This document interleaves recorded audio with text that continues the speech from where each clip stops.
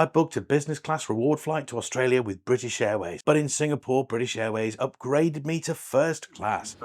It's the new sweet type product. So in this video, we're going to explore British Airways first class from Singapore into Sydney. Thank you, BA. I'm Phil, and if we haven't met before, I'm on a grey gap year. But before we get into first class, let's just rewind a bit. I landed in Singapore after flying from London in business class with BA, and I was unaware of my impending upgrade.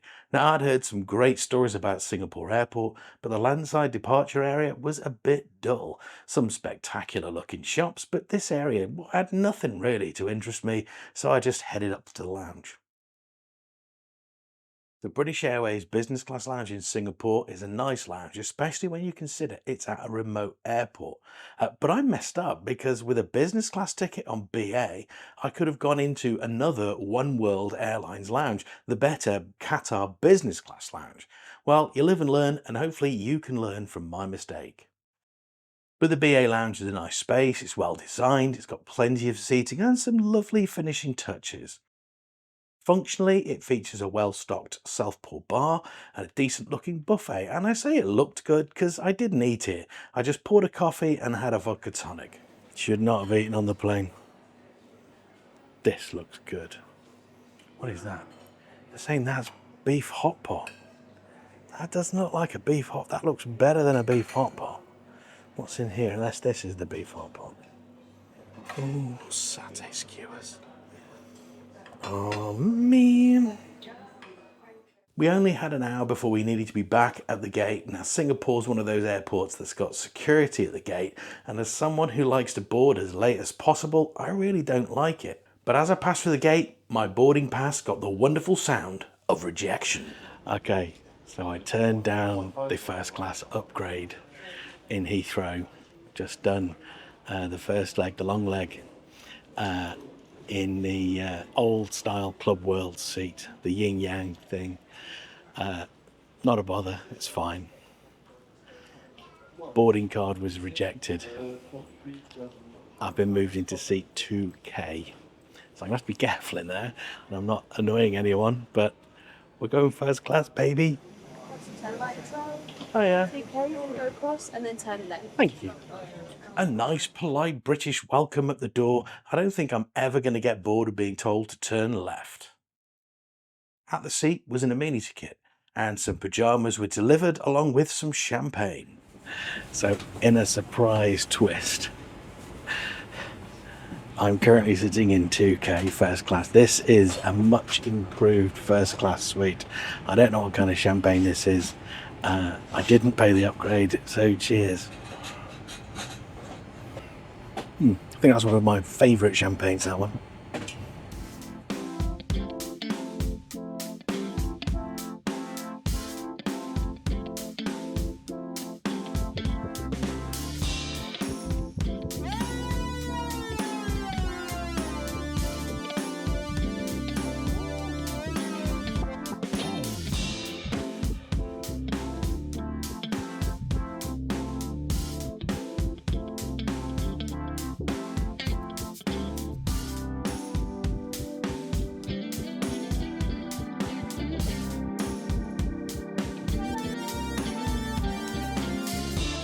Okay, so this seat is just a significant improvement over the last first seat that I sat in.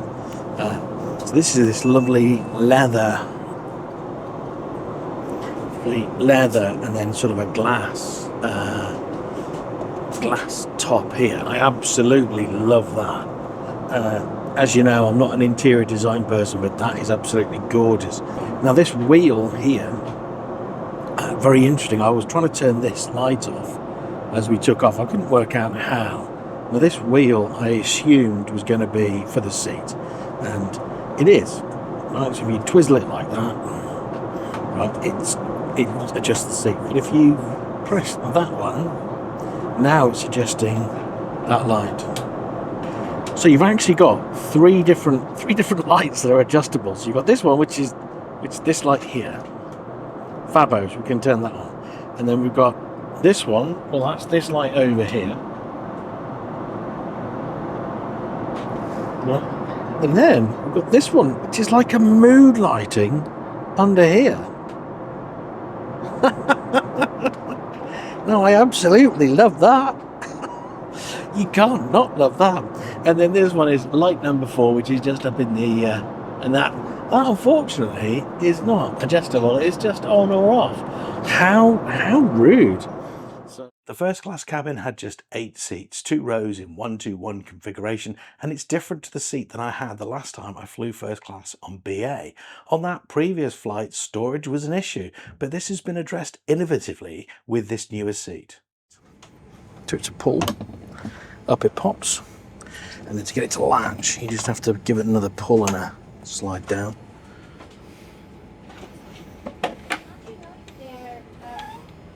Little jacket cupboard. So we've got more storage here, more storage in here. Oh, and that's where the plug and USBs are. The adjustable footstool is perfect for little old me, but this seat doesn't support buddy dining where 2 passengers can have dinner together with one sitting on the footstool.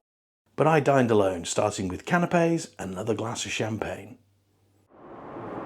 So more champagne. Wonderful. So the canapes are not reading from the menu at all. Chicken roulade. Well, that must be the central one. Grilled scallop. And then tandoori cauliflower. Oh, that does look tasty, doesn't it? Let's get stuck in. So I think I need to start with the scallop. Let's give that a go. Oh, you can see that it's been seared there. I can't say I'm 100% on the cold scallop. These are still big mouthfuls. So this is the chicken roulade. That cucumber's pickled cucumber, and it's got like a chili, ginger, spring onion sort of sauce, and it actually got a gorgeous oriental flavour to it, flying out of Singapore. It's an absolutely delicious thing to eat. I really enjoyed that one. Now this is the one that I think is going to taint the palate for everything else, so actually I'll always cleanse my palate with some more champagne.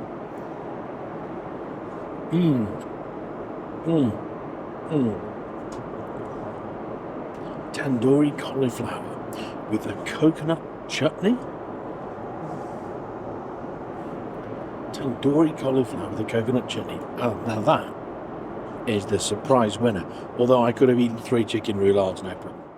The tray table is sturdy, it could double as a writing desk, and shortly after the canapes, it was laid ready for my starter, beef carpaccio. A+ for presentation, and I paired this with a very nice 2011 Bordeaux Red, and at this point I was double parked. Bordeaux Red. Oh, couldn't get to the camera then. And the wine is starting to have the desired effect. Buffalo mozzarella, artichoke, parmesan, olive, beef. Yeah, I think we've still got a bit of everything on there. Let's go. I wonder if there's just too many flavours there. Oh, fantastic. Absolutely fantastic. I probably shouldn't eat all this, but I almost certainly will. Once the starter was consumed and cleared, the main event of herb-crusted cod loin was served.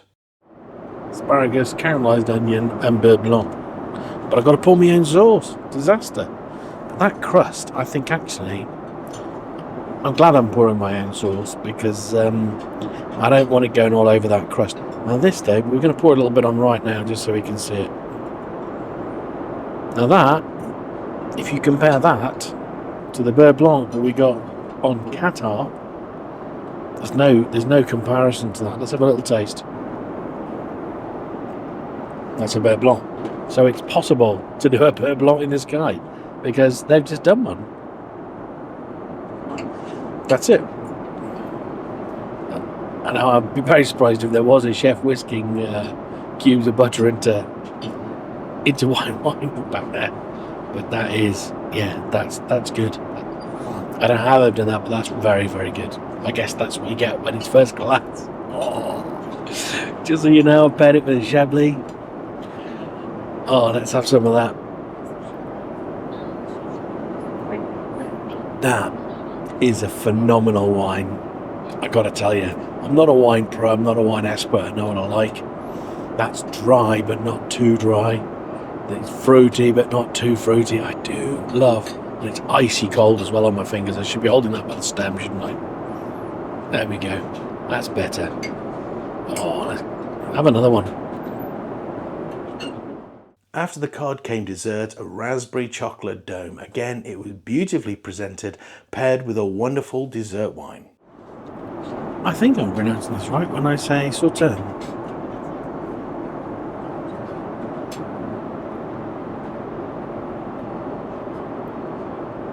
That is the perfect dessert wine.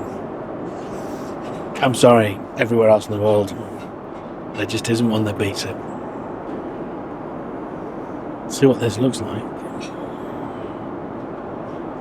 Move our little chocolate flower to one side. Let's just break it open. Oh, it's firm. Oh. So a little spongy thing on the bottom going on here. So let's get some dome. Let's get some compote.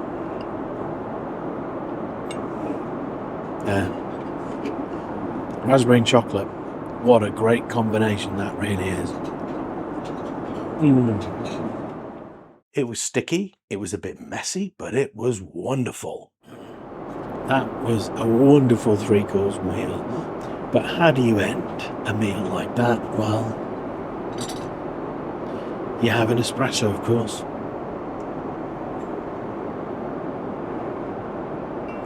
And I've got a little Lindor chocolate as well to go with it.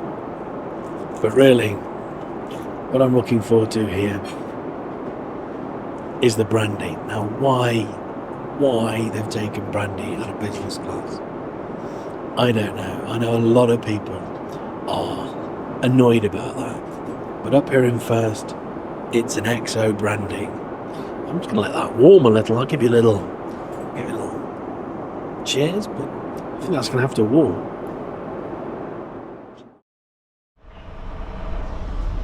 The Bog Standard. Although we're in first class, we still get one standard airline toilet between the 8 of us. It's spotlessly clean with some nice toiletries, 2 mirrors, one of which is full length, and 2 coat hooks.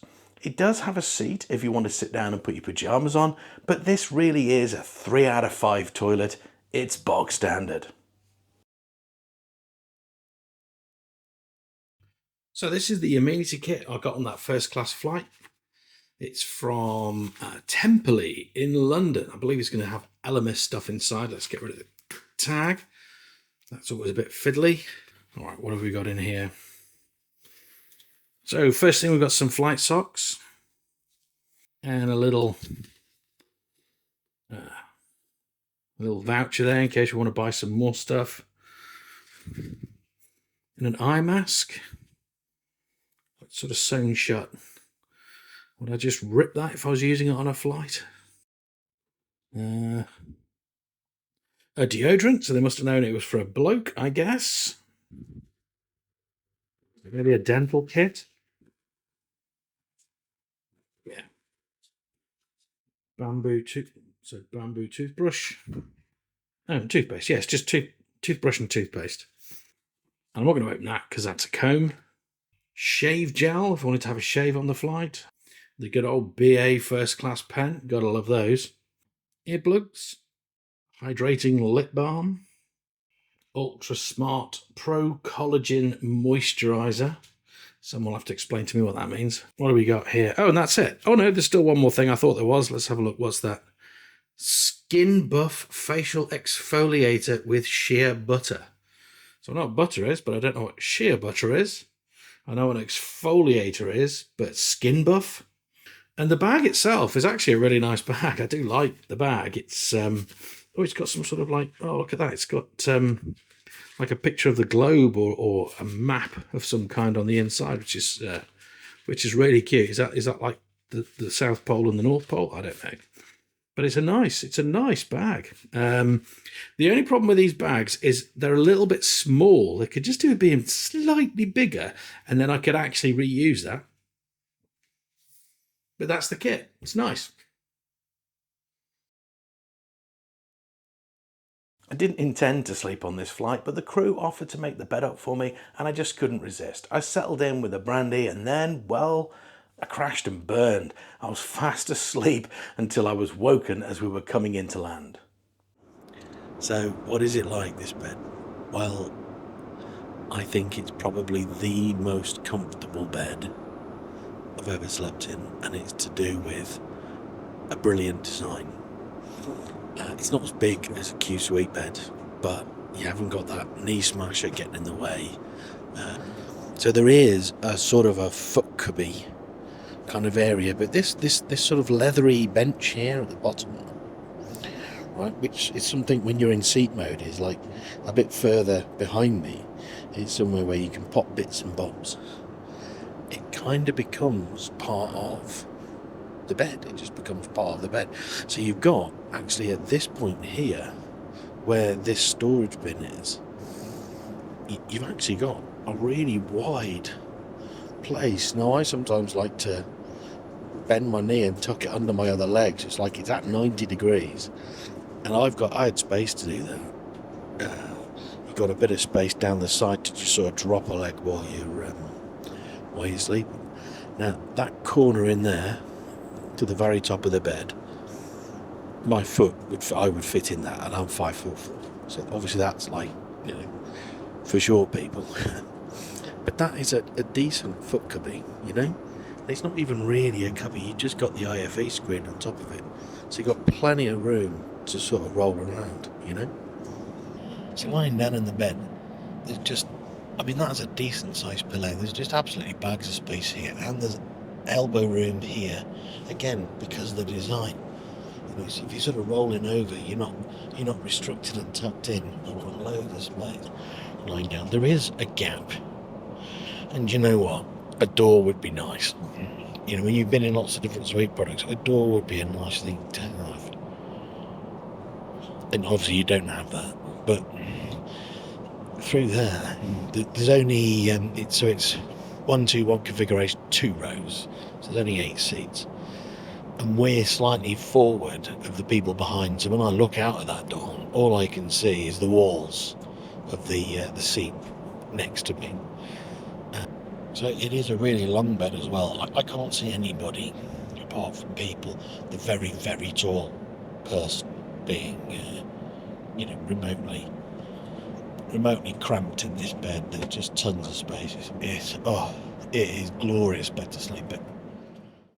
No breakfast for me. It was just a few hours since we'd had that delicious dinner. I just had a pot of tea, and we all gathered our bits and bobs as we prepared to come into land in Sydney.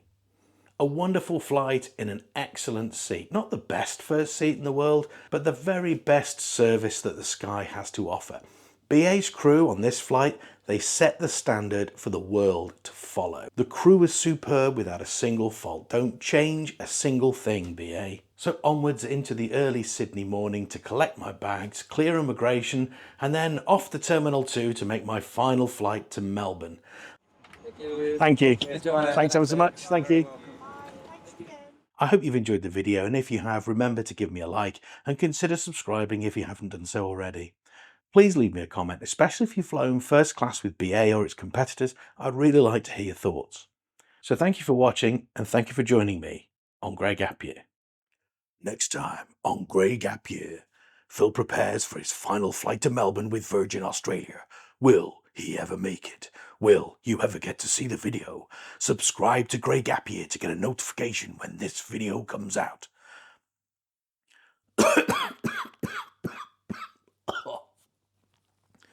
Until next time, thank you for watching on Grey Gap Year.